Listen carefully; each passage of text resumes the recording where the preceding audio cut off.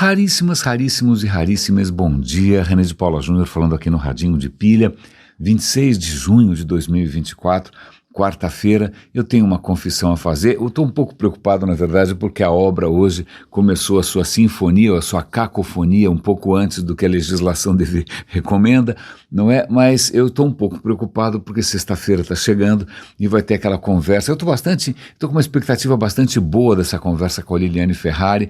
É um evento da 8D Hubify, não é? E o título da conversa é Sem Tempo para Gurus, né? Eu acho que o tema vai ser justamente essa proliferação, essa pandemia, né, de gurus e influenciadores de todo tipo, batendo carteiras de todo mundo, não é? E talvez por conta desse evento futuro, ou talvez por alguma coincidência astrológica nefasta, né, eu talvez esteja me expondo a mais histórias completamente delirantes e revoltantes do que a minha saúde permite. Tanto eu vou confessar para vocês que é a terceira vez que eu estou tentando começar esse episódio. Isso não acontece.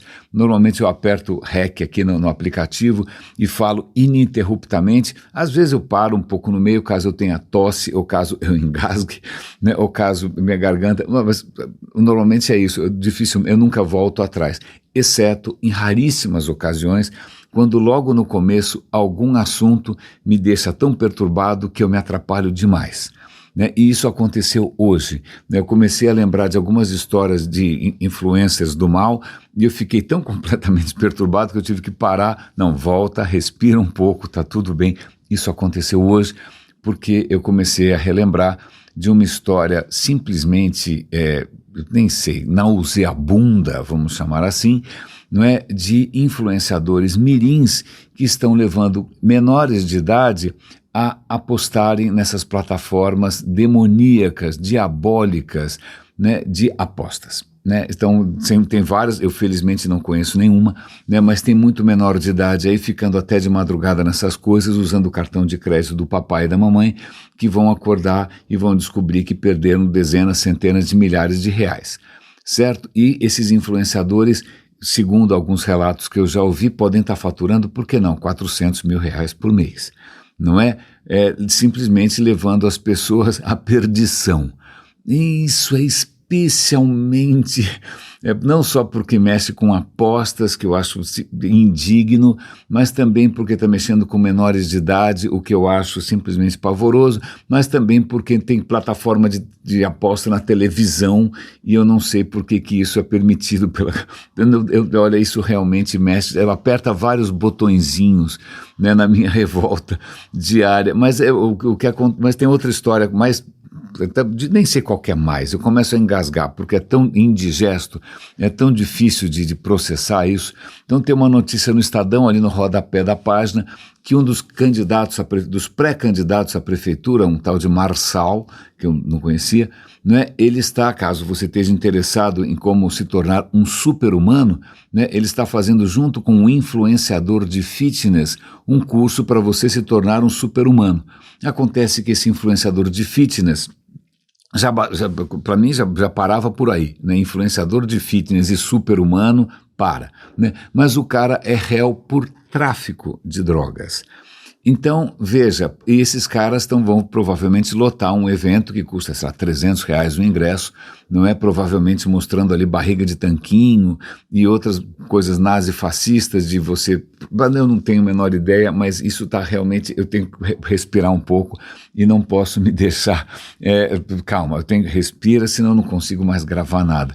Embora agora de manhã eu tenha também ouvido um episódio curtinho, a BBC tem uma série que eu acho extremamente interessante, sobre, como é que chama mesmo? Logo eu lembro, que é sobre matemática, mas não matemática pura, não, isso Deus me livre, mas eles pegam notícias do dia a dia, que você ouve por aí, estimativas, números e tal, e eles vão ver se a conta fecha, da onde saiu esse número, se essa conta faz algum sentido. E o tema em questão é um tema que eu já tinha conversado com um super raríssimo aqui, o Thomas, outro dia, que é algo que está também se espalhando praticamente como uma pandemia, que é algo chamado em inglês de pig butchering, que é como você está sangrando um porco, quando você está, sei lá o que um açougueiro faz com o raio do porco, né? Você está ali, como é que chama? Eu não sei, eu também não quero nem imaginar. Vamos tirar o porco da minha cabeça e vamos tirar o açougue da minha cabeça, nem carne eu como, mas esses esquemas não dizem respeito ao consumo de proteína animal, né, nem ao massacre de criaturas que não sabem muito bem o que está acontecendo, mas se diz respeito a uma bateção de carteira atroz que tem levado pessoas a suicídio. Como é que funciona o pig butchering? E, aliás, eu quase caio numa história dessas recentemente, então eu vou contar o que quase aconteceu comigo, tá bom? Por sorte, eu acho que eu sou vacinado. Eu sigo vários canais no YouTube, imagina, no Twitter, e algum dos canais do Twitter eu fiz um comentário, eu fiz uma brincadeira. Legal, aí curiosamente várias pessoas deram like na minha brincadeira e de repente uma pessoa, que eu nem prestei atenção, porque é pequenininha a foto da pessoa no Twitter, né? Não chama muito atenção. Fez um comentário inteligente, né? E de repente começou a puxar prosa nas mensagens privadas, no inbox. E eu estranhei, aí eu cliquei na imagem para ver quem que era uma moça muito nova, muito bonita e aparentemente assim também bastante desinibida, não é? Aí ela começou a puxar prosa de onde você é, quem você é. Eu falei, olha, seguinte, eu tenho 59 anos e eu sou muito bem casado. Só para a gente começar qualquer tipo de conversa aqui. Não, veja muito bem. Puxa, você é casado, eu também sou, meu casamento tá o caos. Eu sei que eu tentando ali torear essa história, sem ser excessivamente grosseiro, em 5 segundos apareceu um nude, meu Deus do céu, bloqueei, reportei, etc e tal. Eu abortei, o que provavelmente seria um desastre na minha vida pessoal, né? O que estava acontecendo ali comigo acontece com um monte de pessoas. Você de repente está ali exposto nas redes sociais e aí por acaso aparece alguém que por acaso, puxa vida, tem uma história parecida com a sua, vai puxando prosa, quando você vai ver, você acaba se envolvendo em esquemas que vão arruinar a sua vida, né? Hoje eu estava vendo de manhã a história de uma mulher americana, né, que sem mais nem menos recebeu uma mensagem de um rapaz. Esse rapaz também era asiático como ela, e ela falou, desculpa, acho que você mandou para a pessoa errada. O cara puxou prosa, e o cara falou que também morava nos Estados Unidos, que ele estava super bem, que ele tinha descoberto um jeito ali de fazer um troco com criptomoedas. Moral da história, ele foi seduzindo essa mulher ao longo dos anos, é um processo longo, bastante paciente. E o que acontece quando essa mulher foi ver, ela tinha perdido 2,5 milhões de dólares em esquemas completamente picaretas com criptomoedas. Era tudo uma farsa. Inclusive esse rapaz obviamente não existe, esse rapaz não mora nos Estados Unidos, esse rapaz certamente mora ou está hoje no Camboja, né? E eles chamaram a atenção para essa história, e era o tema inclusive desse episódio do podcast, porque o Camboja está infestado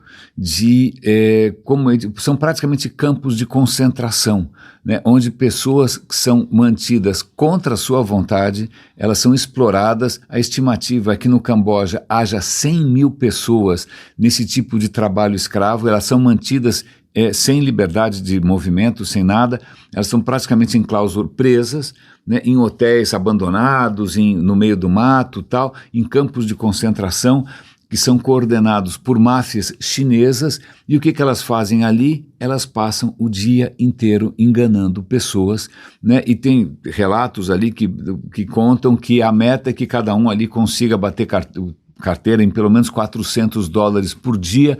Aí você multiplica $400 por 100 mil pessoas e você chega a um número que é praticamente metade do PIB do Camboja. Isso não é só no Camboja, são vários países na Ásia, Myanmar, Tailândia, Vietnã, em que a máfia chinesa conseguiu estabelecer esses campos de concentração onde as pessoas são forçadas a explorar a fragilidade alheia, né, e bater carteira com esquemas de criptomoedas. O total que está sendo perdido, pelo menos nos Estados Unidos, é alguns bilhões de dólares, né, por ano. a coisa é simplesmente assustadora, não é? Então, estou tentando aqui arrumar alguma outra notícia para compartilhar com vocês que não seja desesperadora, né? Eu me lembro, estou tentando aqui, lembrando com muito carinho, ou talvez até com uma certa piedade de mim mesmo, da minha ingenuidade na década de 90, quando eu achei que a internet fosse livrar a gente das mentiras, né, fosse trazer uma nova era de transparência, de colaboração, de altruísmo, de bondade, né, que eu vou largar minha carreira, eu estava trabalhando, né, eu pedi demissão no meu emprego, eu trabalhava como produtor da HBO de programas, né, eu abandonei essa carreira para de repente abraçar um mundo novo, promissor, paradisíaco, praticamente uma era de aquários, não é? E deu ruim. Deu ruim porque o que a gente está vendo a cada dia é que não só a facilidade de se fazer o mal é imensamente maior do que imaginado, o impacto do mal é muito maior do que você podia conceber e o mal compensa. É simplesmente assim, né? E o que a gente vê hoje, talvez por conta dessa proximidade dessa conversa, que aliás vai ser provavelmente muito divertida, a Lili Ferrari é genial. Na sexta-feira, eu acho que eu estou me expondo um pouco demais do que a minha capacidade digestiva, hepática, permite. Então, eu vou tentar me preservar um pouco disso, eu vou tentar achar aqui histórias um pouco mais interessantes. Mas falando em influencers, mudando completamente de assunto, é um personagem que comparece com bastante frequência aqui no Radinho, é o Einstein. O Einstein é um fenômeno. Perdão, esse foi um daqueles momentos em que eu tive que fazer uma pausa para tentar limpar a garganta. Aliás, eu espero que até sexta-feira minha garganta melhore um pouco, porque essa mistura de ar seco e variação de temperatura não está ajudando em nada. Mas estávamos nós aqui falando do fabuloso Einstein, né? Imagina, 100 anos depois, os cientistas, quase todos os cientistas do mundo estão ali espremendo as teorias do Einstein para ver se encontram algum erro, alguma discrepância, mas não, a coisa se comprova todo santo dia. Então, se o seu GPS funciona, parabéns para o Einstein com a teoria da relatividade, né? Se um painel solar funciona, se você tem alguma coisa movida em energia solar, parabéns, o Einstein ganhou um prêmio Nobel por isso. O cara é absolutamente espetacular. Mas tem uma coisa muito interessante que é o seguinte, ele acertou muito, mas não sempre. Né, do ponto de vista de física, dali para frente, depois dessas grandes, né, sacadas, dessas grandes teorias, o final da vida dele não foi exatamente brilhante, ele não conseguiu trazer nada de novo, algumas das ideias eram notoriamente equivocadas, algumas das brigas que ele puxou com física quântica foram batalhas perdidas, mas de qualquer maneira, no começo o cara acertou bastante bem. Mas tem um ponto da trajetória dele que eu nunca tinha parado para pensar, e que a gente vai comentar agora, porque caso você queira comprar uma carta do Einstein, ela vai entrar em leilão. O cara escreveu muitas cartas. Por que essa carta em especial vai ser leiloada e está virando notícia? Porque foi a carta que ele escreveu para o presidente Roosevelt nos Estados Unidos. Uau! Né? Por que alguém escreve uma carta para o presidente dos Estados Unidos? Porque o Einstein estava apavorado. O que ele estava percebendo é que, né, a Alemanha, ele nasceu na Alemanha, certo? Ele é judeu, mas nasceu na Alemanha. A Alemanha estaria prestes a pegar toda essa teoria nova de E igual a mc ao quadrado, né, de física nuclear, etc. e tal. A Alemanha estaria muito perto de fazer uma bomba nuclear. E se a Alemanha tivesse uma bomba nuclear em mãos, era simplesmente o fim do mundo. Porque aí, imagina, os nazistas iam vencer, o inferno total. Né? Então Einstein escreve uma carta bastante enfática para o presidente e falou, olha, é o seguinte, vocês têm que fazer essa bomba antes. Alguém tem que fazer essa bomba antes dos nazistas. Porque se os nazistas tiverem esse poder nas mãos, pronto, né, a humanidade foi para o buraco. Né? E aí, o presidente leu a carta, pelo visto, levou a carta bastante a sério, nasce o projeto Manhattan, vocês devem ter visto aí o filme do Oppenheimer, né? E nasce a primeira bomba atômica, que é lançada em Hiroshima, depois Nagasaki, não é? Então o resto é história, Guerra Fria, a Rússia fazendo bombas de hidrogênio colossais, explosões na estratosfera, explosões nos oceanos, o resto é história. Né? O cara da Coreia do Norte gastando dinheiro insano com armas nucleares, o Irã gastando um... Ok, mas tem uma questão aí, o Einstein estava errado. a Alemanha não tinha condições de produzir uma bomba atômica a tempo, né? Ela estava muito mais atrasada, muito mais atrapalhada do que o próprio Einstein podia imaginar. Então foi um alarme falso. Houve outros alarmes falsos, né? O Saddam Hussein está fazendo armas de destruição em massa, vamos invadir o Iraque. Não tinha arma de destruição em massa nenhuma. O Saddam Hussein era um corno que acreditou nas fantasias que os puxa-sacos militares estavam mentindo desesperadamente, né, para agradar o chefe, o Saddam Hussein achou que tinha, todo mundo achou que tinha, mas não tinha patavina nenhuma. Os caras invadiram o Iraque à toa, a situação virou um barril de pólvora, né? Nunca mais a gente vai ter sossego por conta dessa besteira. Mas veja, vamos voltar para a questão do Einstein, que essa realmente, eu não sei como é que o cara consegue dormir depois disso, né? Em 1947 o Einstein teria declarado que essa foi a pior burrada, ou eu ia falar cagada, mas a pior burrada, o erro mais miserável que ele poderia ter cometido, né? Porque ele precipitou a corrida nuclear, a corrida armamentista, a corrida atômica. Precipitou a Guerra Fria porque simplesmente ele se equivocou.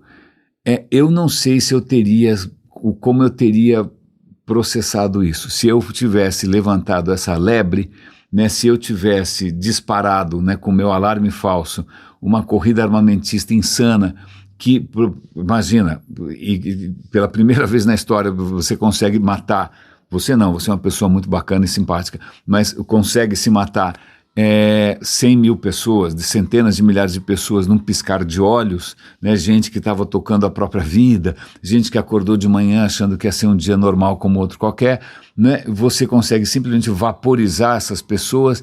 Isso eu não sei como é que não sei. Eu não sei como você, né, caso você tivesse participado disso, né, como é que você lida com isso. Eu também não sei, lógico, eu estou pensando agora nesses influencers que acabam levando gente à ruína, né, também como é que, mas aí é um caso dele, é outra história, né? No caso do Einstein foi um equívoco e consequências imprevistas. No caso dos influencers do mal, isso é simplesmente um negócio e a gente desalmada que de novo merece vários círculos no inferno, né? Então essa história do Einstein me perturba bastante, porque, veja, a responsabilidade que tem um cientista pois bem, eu confesso, eu não sei como vocês lidariam com isso. Mas a gente tem outras histórias aqui, tem uma história que eu acho extremamente interessante, falando em como processar informações, como é que você lida com as memórias, como é que você processa as suas lembranças. O Veritasium, que é um canal que eu admiro imensamente, né, no YouTube, ele fez um vídeo bastante interessante sobre algumas peculiaridades da mente humana, né? A mente humana é cheia de coisas de louco, né, que é muito difícil da gente entender e que normalmente induzem a gente a equívocos incríveis, né? Por exemplo, acreditar em influenciadores. Mas o que ele está contando aqui, ele vai mostrar um experimento onde ele pega pessoas, faz a pessoa colocar uma mão na água gelada por X tempo e depois coloca outra mão na água gelada por X tempo, qual que foi melhor, qual que foi pior. E aí é meio contraditório, porque nesse experimento estranho, né, que a pessoa está sofrendo, né, e você escolhe qual que foi menos pior, né, ou qual que você repetiria. Imagina, os dois devem ter sido ruins, você ficar com a mão na água gelada é um horror. Mas numa dessas opções, numa dessas alternativas, o cara ficava com a mão mais tempo na água muito dolorosa, mas no final a água ficava um pouco menos dolorosa. Ou seja, você tinha que escolher entre dolorosa por 1 minuto ou dolorosa, mas um pouquinho menos dolorosa por 1 minuto e meio, né? Aí você fala, bom, pensando bem, 1 minuto e meio com uma coisa ruim, pelo amor de Deus, Deus me livre. Mas a maioria das pessoas acaba escolhendo a outra opção. Mas espera, entende só. Foi dolorosa também, foi mais comprida ainda, né? Mas como assim você escolheu isso? A questão e aí ele vai colocar o Daniel Kahneman, que é um gênio, é um cientista genial do comportamento humano, não é?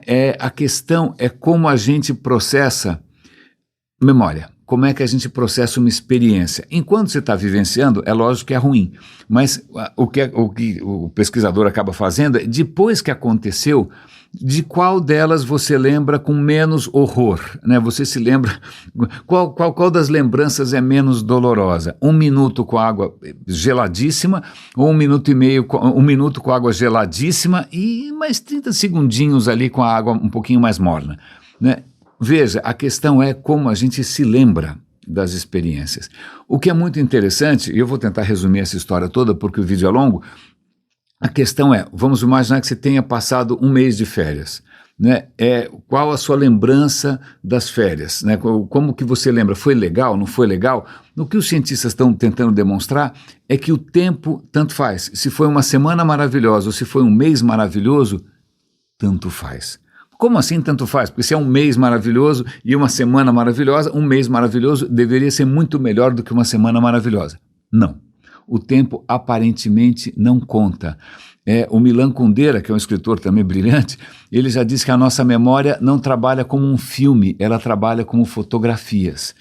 Então, tudo indica que quando você lembra de uma certa experiência, você não consegue lembrar da duração dela toda, você lembra de momentos-chave. E é curioso porque você vai reter na sua memória as lembranças mais fortes. Né? Tanto faz a duração, você vai pegar as 2 lembranças mais fortes e vai tirar a média.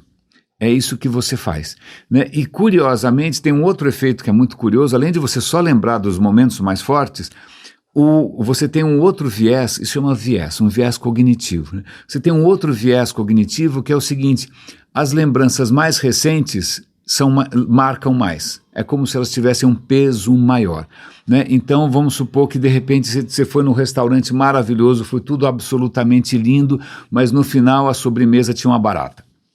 Certo? Então como é que você vai lembrar disso? Não importa quanto tempo você passou no restaurante, não importa se foi tudo maravilhoso, o finalzinho da experiência, que foi a barata na sobremesa, vai marcar absolutamente tudo, vai marcar e você vai, pelo amor de Deus, nunca mais vou voltar lá, mas você fala, mas não, cara, tinha uma barata no final. Isso pode ser invertido também, né? Você, por exemplo, quando um médico, sei lá, criança vai lá tomar uma vacina, vai fazer um procedimento qualquer, vai no dentista, que é uma coisa chata, e no final o dentista dá um pirulito para a criança, ou dá um docinho, ou dá um presentinho, isso tem uma lógica que é, na hora que a criança lembrar, né, a experiência final disso, que é o docinho, que é o pirulito, ou seja, o que for o brinquedo, isso vai marcar a lembrança toda, né? A lembrança vai ser mais positiva enquanto o vizinho aqui está serrando alguma coisa. Não sei, espero que o microfone não capte isso, não é? Eu acho que o microfone capta isso, né? Espero que ele não faça barulho no final do episódio de hoje, porque senão você vai achar que o episódio inteiro foi uma barulheira. Mas vamos lá. Então, o final de uma experiência marca imensamente. Qualquer coisa que aconteça ali vai dar o tom para sua memória. É por isso que, e aí eu não sabia disso, é uma rede de lojas de móveis chamada IKEA, que acho que a origem dela, se eu não me engano, é na Suécia, mas tem na América toda, tem na Europa toda, tem tudo quanto é canto. O que eles fazem? A loja é gigante, você anda e tal, mas no final, na saída, tem uma lanchonete que tem cachorro-quente praticamente grátis, um cachorro-quente delicioso, maravilhoso, tem sorvetes baratíssimos tal. A questão é, isso vai marcar a experiência toda que você teve, né? No final teve um agrado, no final teve um beijinho, né? No final teve um cafuné. Muito curioso isso, obviamente marqueteiros vão usar isso à exaustão, né? Mas o que é muito interessante é para a gente tentar entender como que a gente processa as memórias, né? E os momentos chaves é o que contam. Então é por isso que muita gente, eu deveria ter aprendido essa lição, termina uma palestra ou termina um episódio ou termina seja o que for numa nota positiva, termina com alguma coisa inspiradora, porque isso vai marcar a sua memória. Para quem aqui tem um pouco de, sei lá, experiência ou trauma com matemática, a sua memória ela não faz a integral de um episódio todo, ela não faz a integral, tanto faz a integral, ela pega os momentos de pico, soma e divide, é isso, e o momento de pico final tem um peso muito maior. Extremamente interessante. Acho que é por essas e outras que a gente acaba, às vezes, caindo em algumas armadilhas, a gente acaba interpretando mal as coisas. Ele conta até de um outro experimento interessante, que era uma história fictícia. Né? Imagina uma mulher de 30 anos que é super talentosa, teve uma infância incrível, teve pais maravilhosos, ela é super criativa, ela conseguiu exercer o seu talento, blá, blá, blá, blá, blá, blá, blá, mas aos 30 anos ela tem um acidente de carro e morre. Aí você fala, e aí, você acha que a vida dessa mulher valeu a pena? Muita gente vai levar em conta só o acidente final. Que não anula, claro, se ela teve uma vida absolutamente maravilhosa, isso não anula, mas a maneira como acabou, aí eles fazem, vamos contar outra historinha, conta a mesma historinha, a mulher tem uma vida maravilhosa, mas ao invés de morrer de repente aos 30, ela vive mais 5 anos de uma maneira meio broxa, né? Um casamento infeliz, né? Sei lá, qualquer coisa dessas. E aí, você gostaria de ter a vida dessa mulher? Aí você fala, não. Por quê? Porque você está levando em conta o fim. Você está levando em conta como acabou. Né? São pequenos vieses da natureza humana que vale a pena a gente levar em conta. Eu achei isso extremamente interessante. E já que a gente está falando aqui de comportamento humano, eu vou ter que conversar com a Lili sobre essas pessoas que curiosamente fazem muita questão de cagar regra e de tentar influenciar a vida alheia, né, e se colocar como exemplo e suscitar a adoração e a veneração alheia. Pois bem, eu estou para conversar sobre esse vídeo há alguns dias já. É um vídeo extremamente interessante sobre psicopatas. Sim, psicopatas, que curiosamente acabam sendo opções em eleições, né? Você tem que eleger entre um psicopata e outro, não é? Psicopatas.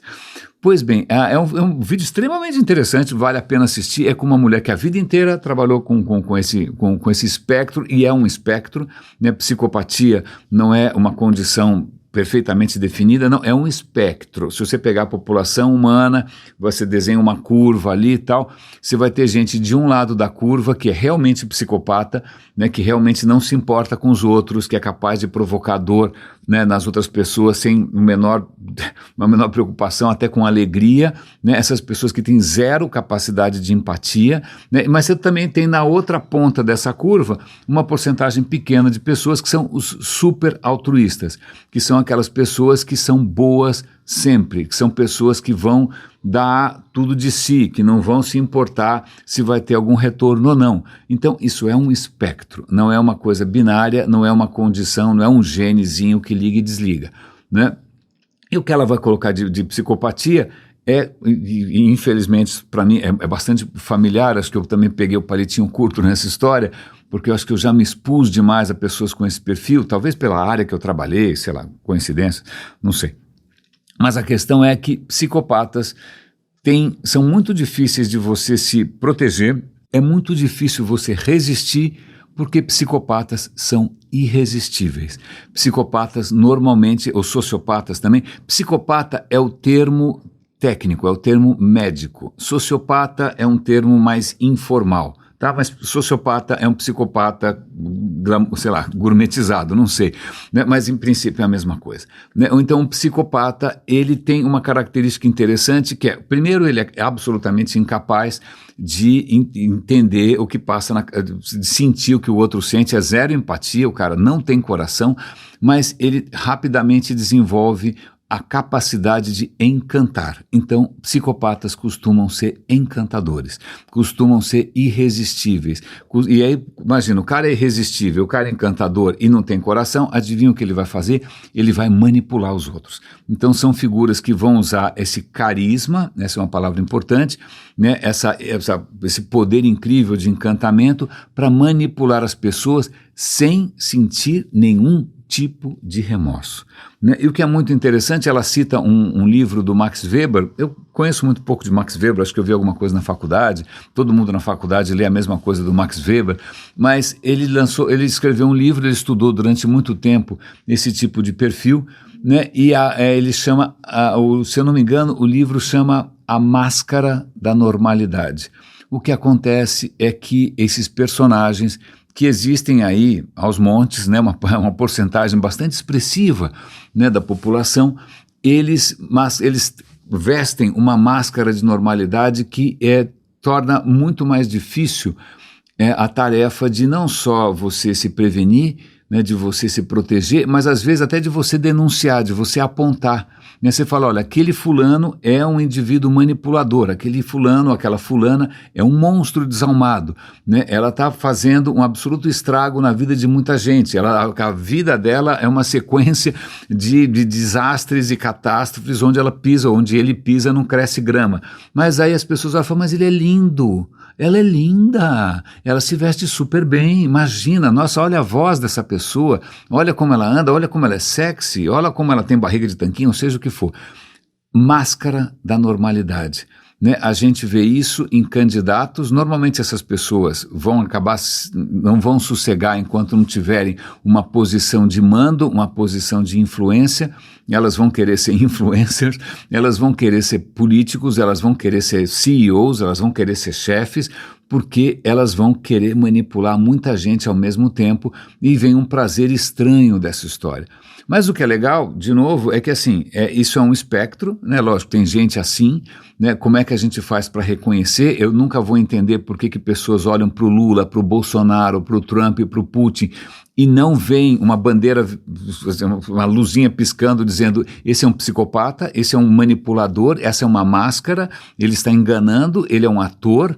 Não é como é que isso não, a gente não tem anticorpos, para isso a gente tinha que ter um treinamento no jardim da infância para você detectar psicopatas, porque eles não vão sossegar enquanto eles não estiverem cagando regra e tornando a nossa vida miserável. Mas o lado positivo disso é isso. Né? Nesse mesmo espectro existem pessoas que, contra qualquer racionalidade, contra qualquer orientação de influencers de sucesso e seja o que for, elas vão ser boas, elas vão ser generosas, elas vão dar tudo de si, elas não vão esperar nada em troca, né? Elas vão se desdobrar para levar o altruísmo a níveis cada vez mais altos, fazendo bem para pessoas que ela nunca conheceu, que não vai ter nenhuma chance, né, de rever novamente. Rever novamente já é redundante, eu sei. Mas isso me faz entender um pouco mais a natureza humana e me faz, de novo, ficar preocupado pela absoluta impossibilidade que a gente tem de se proteger contra isso.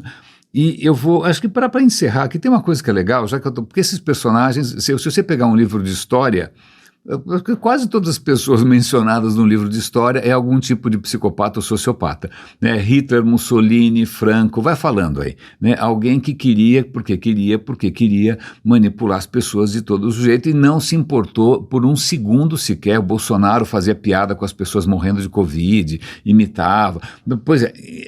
A história está cheia disso e isso tende a se repetir, ainda mais porque eles vão criar narrativas fabulosas, né? A gente conversou num episódio anterior sobre a rotinização do carisma, ou seja, depois que um líder carismático morre, né, normalmente alguém ritualiza isso, transforma numa rotina.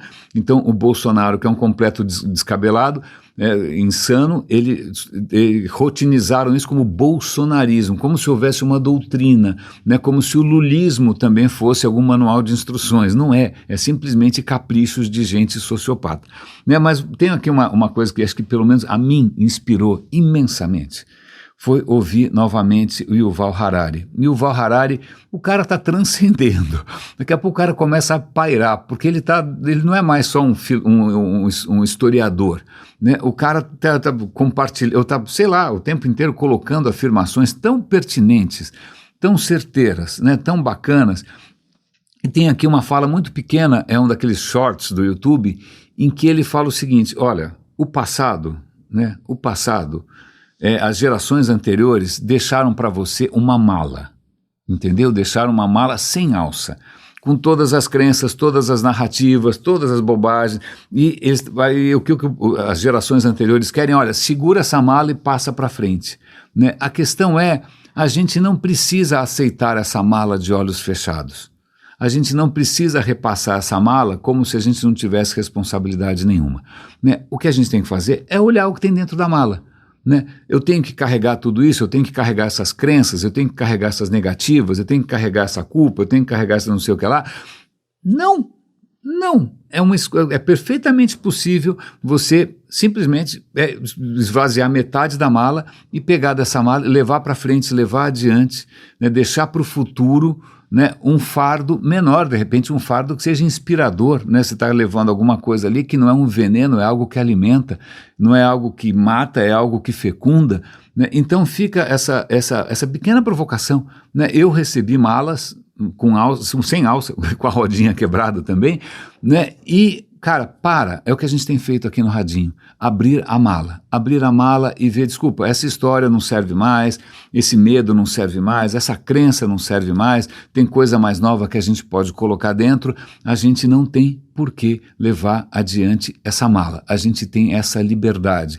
A gente tem essa liberdade não só em termos individuais, mas também essa responsabilidade. Se a gente repassar adiante todas as bobagens que a gente já acreditou, né, todos os preconceitos, todas as mentiras, as narrativas delirantes, né, todas as culpas, cara, isso é uma sabotagem do futuro, é um presente de grego para gerações que estão nascendo aí perfeitamente inocentes.